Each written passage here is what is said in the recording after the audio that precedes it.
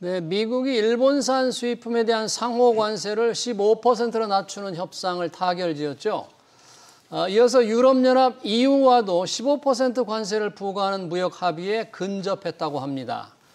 미국의 요구를 비교적 충실하게 수용한 국가들의 상호 관세 15%가 표준이 된 것처럼 보이는데 우리는 15%를 얻어내기 위해 무엇을 줘야 할까요? 두 분과 얘기 나눠보겠습니다. 최석영 법무법인 광장 고문, 허준영 서강대 경제학과 교수 나오셨습니다. 어서 오십시오. 네. 안녕하십니까. 안녕하십니까. 자, 8월 1일 지금 관세 협상 시한이 얼마 안 남아서 우리 경제부총리 통상교섭본부장이 워싱턴에 가서 2+2 회의를 하려다 갑자기 취소됐습니다. 공항에서 부윤철 부총리가 발길을 돌렸다는데 이게 뭔가 조금 우리가 홀대받는 건지 왜 이런 일이 생긴 건지 좀 궁금하네요. 최소영 고문님, 2+2 회담이 취소돼 버렸는데 네. 이런 적도 있습니까? 외교적으로? 과거에 이제 그런 적도 있습니다. 이게 상대 국가, 미국 같은 경우에 우리하고만 협상하는 것이 아니고 지금 가장 큰 중국과의 협상, 중국과의 협상이 지금 다음 주 스톡홀름에서 예정이 돼 있고요. 그다음에 EU와의 협상도 지금 이제 막바지에 와 있는 상황이기 때문에 아마 미국 내부 사정에 따라 갖고 아마 일정을 재조정할 수 있는 그런 사정이 있을 수 있다고 지금 보고요. 우리가 홀대 받는다거니 이런 식의 피해 의식을 굳이 가질 필요는 없다고 봅니다. 아, 그래요? 그리고 지금 미국 재무장관만 일정이 취소가 됐지 상무장관하고 USTR은 여전히 있기 때문에 카운터파트가 가서 이제 협상을 할 수 있는 거거든요. 예. 아니, 우리 이제 대통령 취임한 지 한 달을 훌쩍 넘었는데 한미 정상회담도 없고 뭔가 우리가 가려다가 회담도 안 되고 그러다 보니까 한국은 우선순위 한참 뒤에 있나?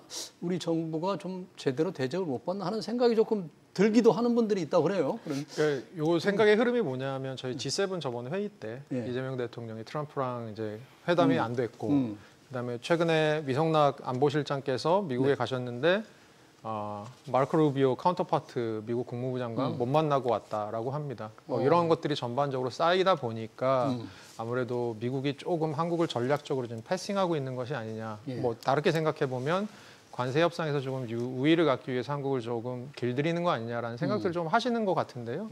지금 고문님께서 잘 말씀해 주셨겠지만 너무 거기다가 많은 의미 둘 필요도 없지 않나 생각도 듭니다. 왜냐하면 이제 자꾸 만나서 회의를 몇 차례 해도 뭔가 협상한 타결회가 쉽지가 않은데 그래도 경제부총리가 재무장관랑 만나서 주고받고 딜을 해야 될 텐데 좀 걱정이 되니까 이런 우려를 하는 분들이 있는데요. 바로 이웃 일본은 전격적으로 타결을 했죠. 상호관세를 15%로 낮췄습니다. 그리고 농산물, 자동차 개방도 조금 더 하기로 했고 무엇보다 대미 투자 5,500억 달러를 하겠다 약속까지 했네요.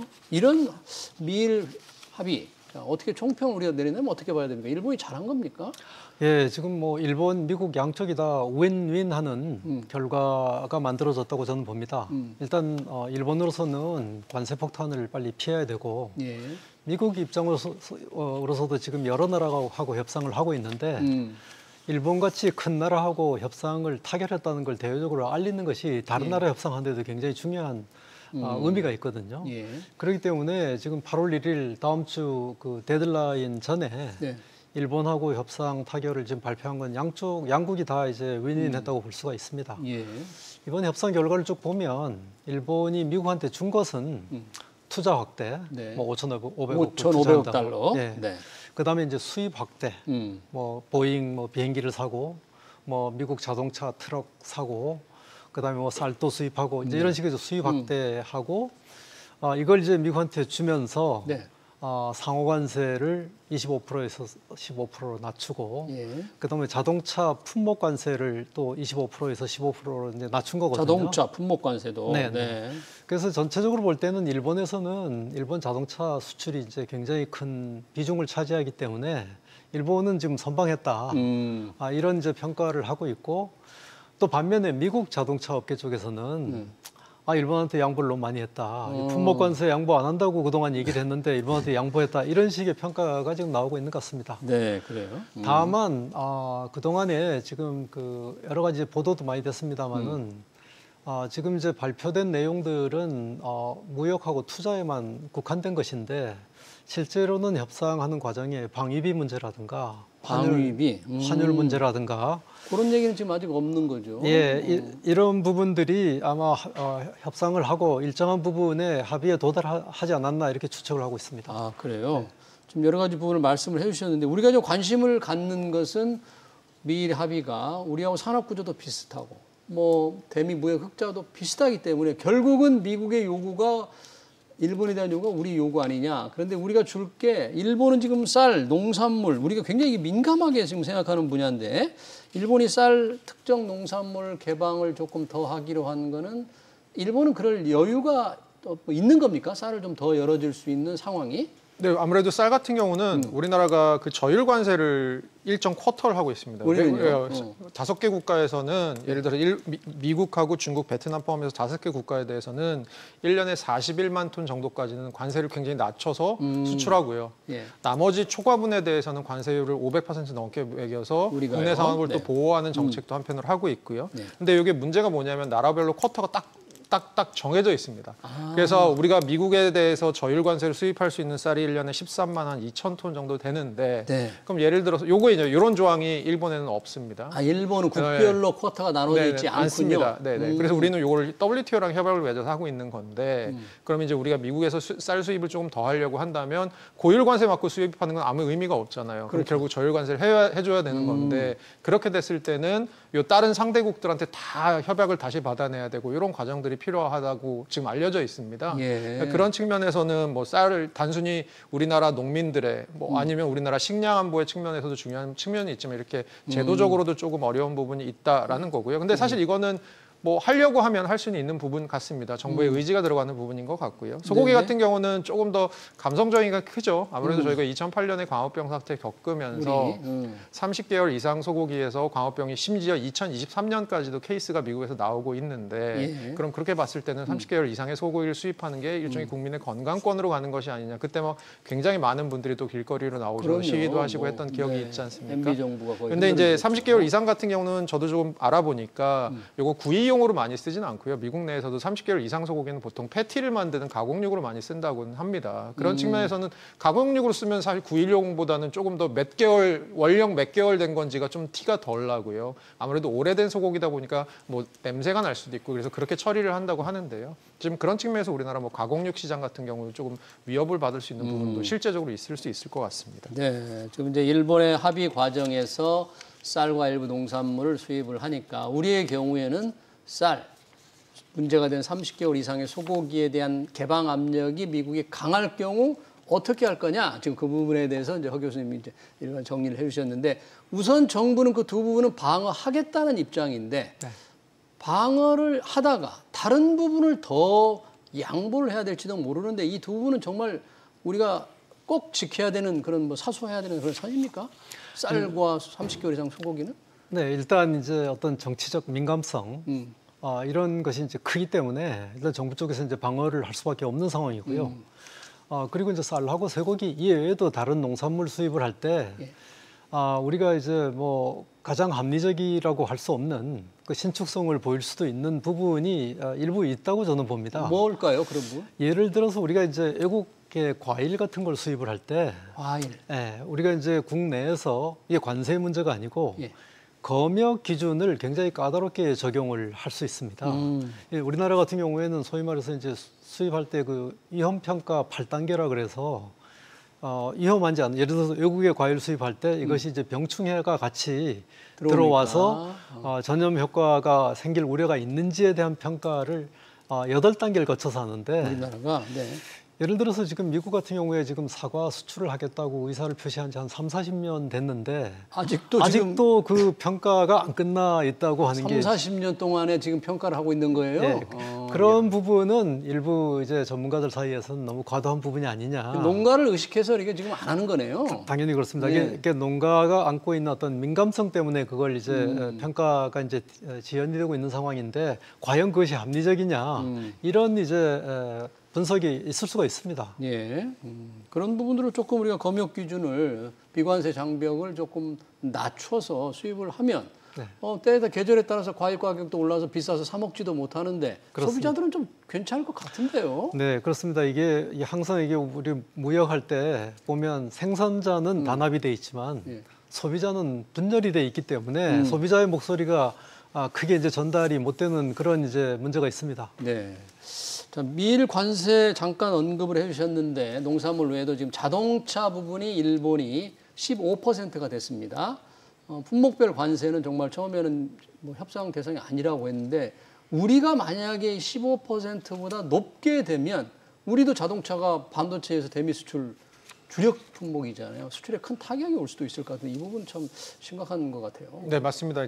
일본 같은 경우는 대미 수출 가장 최근 숫자를 보니까 대미 수출의 한 28%가 자동차고요. 거의 첫 번째네요. 첫 번째일 뿐만 아니고 4분의 1이 넘습니다. 4분의 1을? 네, 우리도 대미 수출의 1위 품목이 자동차고 그리고 거의 한 25% 약간 상회하는 것 같습니다. 그랬을 때 지금 두 가지 정도 저는 이슈가 있을 것 같은데요. 하나는 지금 앵커께서 지적해 주신 것처럼 우리나라의 관세가 상대적으로 일본 자동차 업계보다 높게 되면 가격 경쟁력 측면에서 분명히 문제가 있을 수 있을 것 같고요. 예를 들어서 계산을 해보면 관세율이 뭐 몇 퍼센트 차이만 나더라도 미국 소비자들이 살 때 한 3, 4천 달러 차이가 난단 말이죠. 제네시스를 살지 아니면 렉서스를 살지 사이에서 3, 4천 달러 차이가 나면 사실 소비자들이 충분히 마음을 돌릴 가능성도 있고요. 두 번째는 미국 투자인데요. 우리나라 자동차 업계가 다른 나라 경쟁한 5개사, 폭스바겐이나 토요타나 혼다 등에 비교해서 국내 생산 물량이 많습니다. 국내 생산에서 미국 수출하는 물량이 많습니다. 우리나라가요? 물론 얼마 전에 현대자동차가 미국의 메가팩토리를 증설하고 루이지애나에다가 제철소 건설하겠다라고 대규모 투자 약속을 하긴 했습니다만 그게 이제 향후에 이행되는데 뭐 5년, 10년 시간이 걸리고요. 그 와중에 미국 입장에서 봤을 때는 한국은 왜 이렇게 미국 내에서 생산 딴 나라보다 덜 하고 왜 자꾸 자기네 나라에서 만들어서 보내는 거야? 라고 생각할 건덕지가 분명히 있는 부분이 있습니다. 그런 측면에서 저희가 약간 어려운 부분이 있습니다. 그러니까요. 우리가 조금 몰리는 일본은 자동차 관세를 15%로 낮췄는데 만약에 15%보다 낮아지지 않으면 당장 우리 현대차, 기아차 상당히 문제가 될 것 같아요. 그렇습니다. 이게 뭐 가격 경쟁력 측면뿐만이 아니라 지금 일본하고 우리하고 이제 차이점이 뭔가 하면 미국에 대해서 우리는 FTA 협정을 맺고 있는 나라입니다. 그렇죠. 그러니까 현재는 사실은 관세가 0인 상태거든요. 제로인 상태인데 그렇기 때문에 일본보다 더 불리한 나중에 합의 결과가 나왔다. 이렇게 되면 FTA 체결국인 우리나라가 더 불리한 대우를 받았다고 하는 건 우리가 이제 받아들이기가 어렵죠, 이제. 그러면 자동차 관세도 일본이 지금 15%인데 우리는 그보다 좀 더 낮게 해야 제대로 제 역할을 협상을 잘했다 보는 거예요? 그렇습니다. 일본은 지금 미국에 자동차 수출할 때 2.5% 관세를 내고요. 이미 2.5 기본 관세가 있고. 자동차 부품 4% 관세를 일본은 지금 물고 있는 상태고 우리는 안 물고 있는 상태거든요. 그러니까 적어도 우리가 자동차에 대해서는 일본보다 2.5% 낮게 합의가 돼야지 동등한 대우를 받았다고 보는 거죠. 지금 자동차도 그렇지만 일본 미일 합의에서 잘 나오지는 않았습니다만 철강 같은 경우는 알루미늄 지금 50% 품으로 관세잖아요. 우리는 철강 대미 수출이 많으니까 만약에 이 부분 낮추지 못하면 철강 회사들도 큰 타격이 있을 것 같아요. 철강은 지금 일본하고 협상하는데 전혀 언급이 안 돼 있습니다. 별로 알려지지 않더라고요. 그래서 지금 일설에 의하면 지금 일본이 그 US 스틸 인수하는 걸 트럼프가 이제 승인을 해줬기 때문에 철강 부분에 대해 갖고는 일본이 더 이상 요구를 안 했다 뭐 이런 얘기도 있습니다만은 철강은 자동차도 마찬가지지만 사실 미국 시장에서 한국, 일본, EU가 굉장히 심하게 이제 경쟁을 하는 품목입니다. 그렇기 때문에 특정 국가에 대해서만 그걸 인하를 하게 되면 다른 경쟁 국가가 그냥 있을 수가 없습니다. 그래서 지금 아마 철강 문제는 글쎄 지금 일본하고 협상에서 안 다뤄졌다 그러면 우리하고 협상에서도 미국이 신축성을 우리한테만 보일 이유가 없을 가능성이 우리한테만 50%를 낮출 가능성이 없다고 봅니다. 떨어져 보인다. 그런데 우리는 미국의 철강 수출을 더 많이 하는 편이잖아요. 상대적으로 일본보다. 아닙니다. 아니에요? 그렇지 않습니다. 지금 비슷합니다. 비슷해요? 다만 UST를 인수했으니까 이번에 뭐 그냥 넘어갔지만. 그렇게 되지 않았나 추측을 하고 있습니다. 네, 참 시간은 얼마 남지 않았고 미국의 요구는 큰데 이번에 보니까 미국과 일본 간에 그 알래스카 가스전 개발에 협력 투자 회사를 세우기로 했던데 이 부분은 늘 우리한테도 요구했던 건데 우리도 그러면 이 요구를 받아서 함께 해야 될까요? 저는 개인적으로 이번 일본하고 미국 사이의 딜을 보고 두 가지 때문에 놀랐는데요. 어떤 첫째는 자동차 관세 낮추면서 커터 안 붙였다. 물량에 대한 제한 없이 제한 없이 15% 해줬다라는 게 정말 놀라웠고요. 왜냐하면 영국에 대해서도 10% 관세해줄 때 자동차에 대해서 관세 면제해주면서도 쿼터를 붙였거든요. 그러니까 그런 측면에서 저는 조금 놀란 부분이 하나 있고요. 또 하나는 일본이 이 LNG 프로젝트를 받았다, 알래스카의 LNG 프로젝트를 받았다라는 게 굉장히 놀라운데요. 이거 사실은 시쳇말로 우리나라 관련된 그 공기업들은 이거 전화 안 받으려고 도망 다니고 있는 사실 상황이거든요. 그러니까 그만큼 채산성이 안 나오는 부분인데 뭐 왜 안 나오는지는 뻔하죠. 북쪽에 제일 추운 1년에 한 달 열리는 프로도베이라는 항구에서 파이프를 꽂아갖고 그 파이프를 남쪽에 있는 데까지 앵커리지 근처까지 1,300km를 끌고 내려와야 되는데 여기가 환경보호구역인데다가 키 2m 넘는 술록이 다닙니다. 그 얘네들을 방해 안 되게 하려면 높이가 3m 정도 돼야 돼요. 파이프라인이. 그러면 이렇게 되면 채산성 딱 안 나오는 느낌이 드시잖아요. 드는데 그걸 일본이 받았다는 게 저는 굉장히 놀랍더라고요, 사실. 우리도 그럼 해야 되나요? 어떻게 우리는 어떻게 해야 되나요? 그 벤처에 함께 지분을 투자해야 되나요? 어떻게? 지금 그러니까 여기 이제 5,500억 불 패키지 안에 보면 $5,500 예, 거기 보면 이제 오늘 그 백악관이 발표한 그 자료에 보면 여러 가지 그 투자 그 대상 분야가 나오는데 $5,500 어디에 투자할 거냐? 예, 그게 보면 에너지 인프라, 그다음에 생산 설비, 이게 산업 생산 설비, 그다음에 이제 반도체, 핵심 광물, 의약품, 그다음에 조선. 상업용 조선과 그 군함 그 군용 조선 이런 쪽으로 이제 쭉 이제 연결이 돼 있어갖고 꼭 알래스카 가스전 개발에만 집중이 돼 있는 건 아닌 것 같아요 보면. 그래서 나중에 여기 5,500억 불 투자의 어떤 방식이라든가 시기라든가 조건이라든가 이런 부분은 좀 세부적으로 협상을 해봐야 될 것 같아요. 그럼 일본이 $5,500 투자를 했다면 우리한테도 준하는 거기에 비슷한 규모의 투자 요청이 반드시 있겠네요. 예, 얼마 전에 조선일보가 미국이 우리한테 그 투자를 뭐 4천억 불 투자를 요구했다라고 하는 보도가 났었습니다. 거기에 대해서 이제 산업부 쪽이 이제 협상 중인 사안 보도를 신중하게 해달라라고 이제 보도 자료도 낸 적이 있습니다. 그런 걸로 미루어 볼 때 미국이 우리한테 요구를 했을 가능성이 높다고 봅니다. 높다.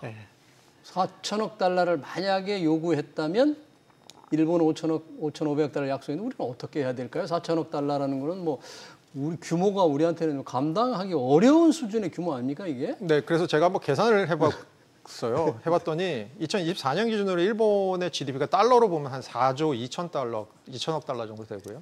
우리나라가 한 1조 7천억 달러 정도 됩니다. 그러니까 우리나라보다 일본 GDP가 인구가 많으니까요. 그렇죠. 2.5배 정도 2.5배네. 많은데요. 지금 일본 5,500억 달러 대 한국의 4천억 달러 투자는 사실 딱 보면 비율이 안 맞고요. GDP 대비 비율은 안 맞고요. 그다음에 또 하나 눈여겨보셔야 될 부분은 바이든 행정부 때 보조금 주고 IRA나 칩스법 같은 거 하면서 우리나라 기업들이 엄청나게 투자 약정을 했습니다. 그렇죠. 심지어 2023년에는 전 세계에서 미국을 제외한 미국 투자 제일 많이 한 나라가 한국입니다. 그럼 이미 그 얘기는 무슨 얘기냐면 우리나라 기업들이 미국에 많이 생산 설비를 돌려놓기 시작했다라는 건데 그러면 이제 바이든 행정부 때 했던 투자는 사실 트럼프한테는 다른 나라에 대한 투자랑 거의 똑같은 거거든요. 미국에 대한 투자가 아니거든요. 왜냐하면 트럼프가 얘기하고 있는 미국 투자는 본인의 임기 중에 있었던 미국 투자이기 때문에 그런 측면에서는 사실 우리나라 기업들이 투자를 더 할 여력이 없다라는 측면에서도 사실 어려운 부분이 분명히 있을 것 같습니다. 네, 참 답답하네요. 실제 정확하게 얼마 투자를 요청했는지 우리 경제 규모에 비해서 우리가 감당할 수 있는지 설령 투자한다고 약속하더라도 누가 어떤 돈으로 어떻게 할지는 좀 여러 가지 논란이 있습니다. 그런데 만약에 이번에 2+2 회담 등을 통해서 계속 협상이 진행될 경우에 지금 일본도 방위군도 아무 얘기가 없었는데 우리가 만약에 쌀이나 뭐 다른 쇠고기를 다 방어를 잘하면 결국 이런 부분, 다른 부분에 대해서 훨씬 더 많은 압력으로 좀 작용하지 않을까요?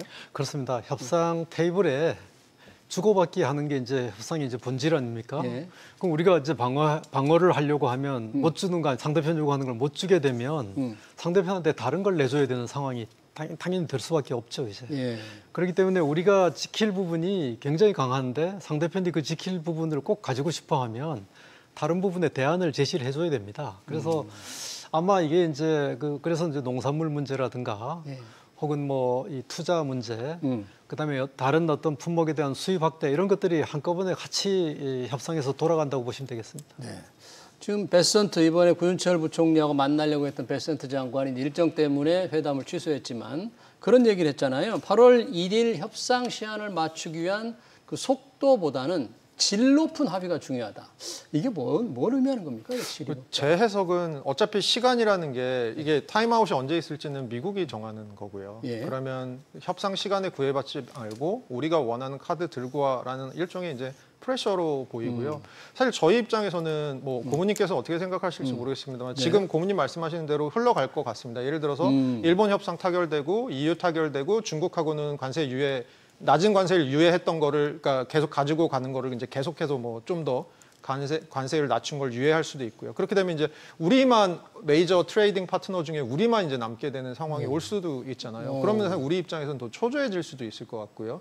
그런 상황에서는 이런 그 어떻게 보면 스캇 베센트의 올코트 프레싱 전략이 조금 더 우리에게는 굉장한 올가미로 작용할 가능성이 있을 것 같습니다.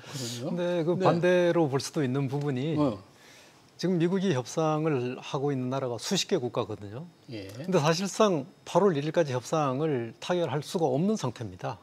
그리고 이제 다른 나라들이 협상을 진지하게 하고 싶어 해도 미국 자체가 지금 뭐 중국이라든가 일본, 한국 이런 큰 나라하고 협상을 빨리 마무리해야 되는 우선순위가 있기 때문에 이쪽에 이제 에너지를 집중을 하고 있거든요. 그러니까 다른 작은 나라들은 협상을 타결하고 싶어도 사실은 미국하고 협상을 제대로 할 수 있는 여건이 안 될 수가 있습니다. 그렇기 때문에 저는 베센트가 한 얘기는 굉장히 현실적인 대안이라고 생각하는 것이 8월 1일이라고 하는 절대적 데드라인이 아니다. 그래서 우리도 마찬가지입니다. 우리가 8월 1일이 데드라인이라고 하고 협상을 하고 있지만 만약에 이게 진지한 협상이 진행되는 도중에 주고받기가 계속 이루어지는 도중에 8월 1일이 경과가 되면 시간이 지나면 제가 볼 땐 데드라인은 연장이 될 수도 있다고 봅니다. 그런 생각을 가지고 우리가 너무 초조하게 협상에 임할 필요는 없다 이런 생각입니다. 그럼 우리도 줄 것은 주고 받을 것은 받아야 되는데 우리의 뭐 전략을 노출한다는 차원보다 우리 입장, 전략, 기본 어떤 전략은 어떻게 해야 되죠? 우리는?